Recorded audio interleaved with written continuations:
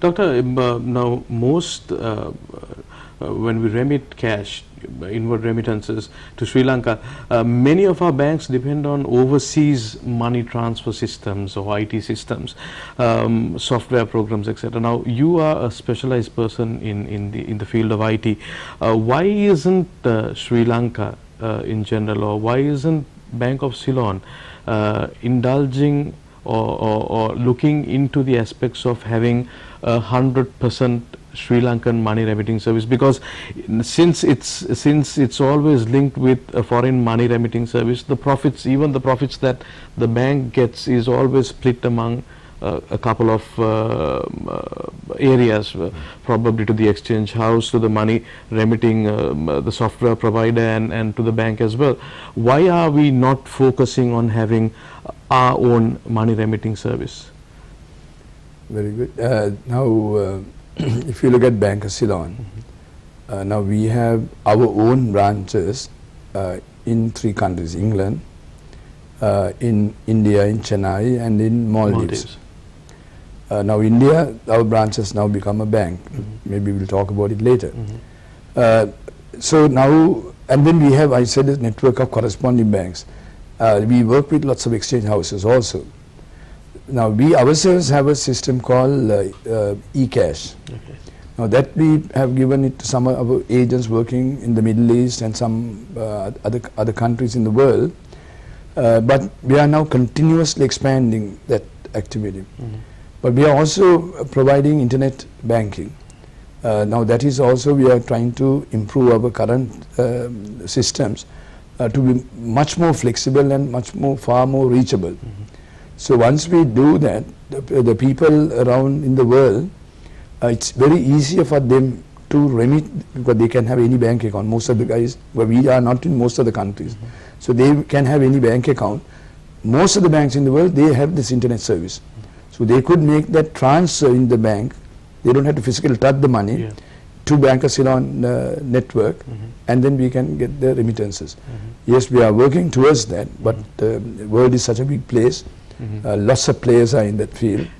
There are even some Sri Lankan organizations also there, like Fast Cash. Lots of other big operators are operating in Sri Lanka, MoneyGram, Western Union, etc. Their main job is to be that vehicle. Those companies, they are only set up to collect the money and send it to a destination. That's right. So, but like England, we have made it everything free for all the people in the UK to remit money to Sri Lanka, so they don't have any third parties involved. So Doctor, you mentioned that now out of the 3 overseas branches that you have, the London-based branch is no more a branch, but it's called the London Bank. What is the idea behind this? Yeah. Now Bank of Ceylon in the UK has been there for about 60 years, 61 years. So it operated as a branch of Bank of Ceylon, Colombo. So now, early this year, it was a long process. We changed the status of our branch into a fully regulated UK bank. Now that's a massive achievement for Bank of Ceylon. So now we have Bank of Ceylon owns 100% ownership of a UK bank, right? And we are number 37, I think, in the list of the banks established in the UK, out of about 2,000 banks. Wow! So you can see we are an old bank, but we have not worked as a bank earlier.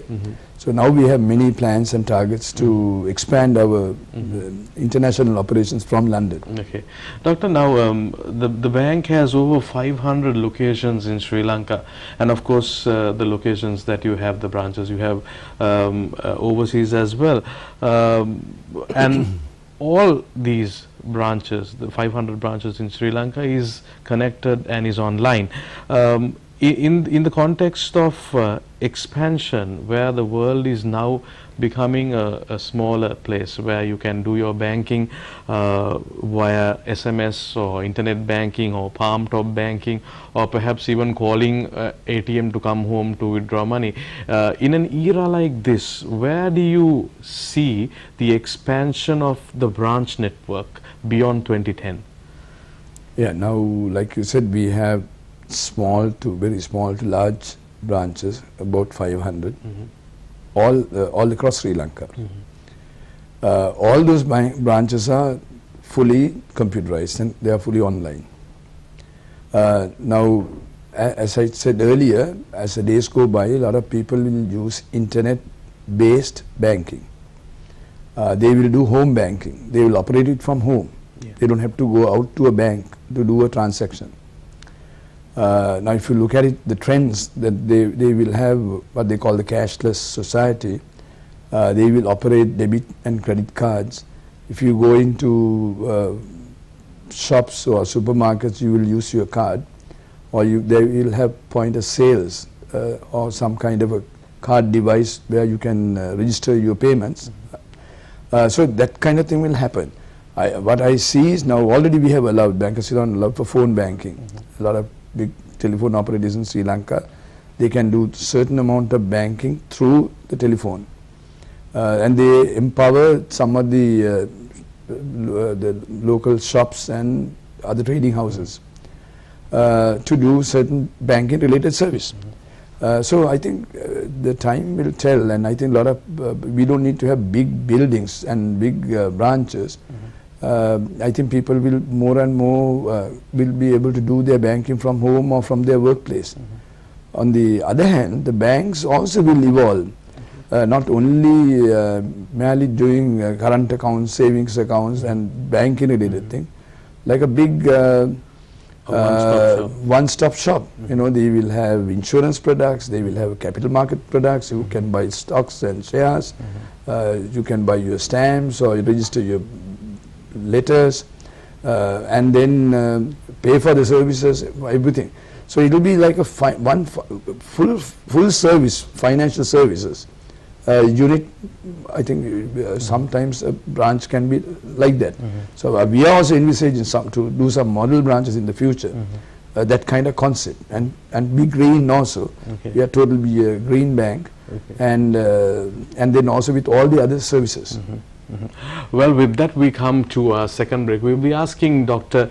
What are his plans for Bank of Ceylon beyond 2010. So please stay tuned.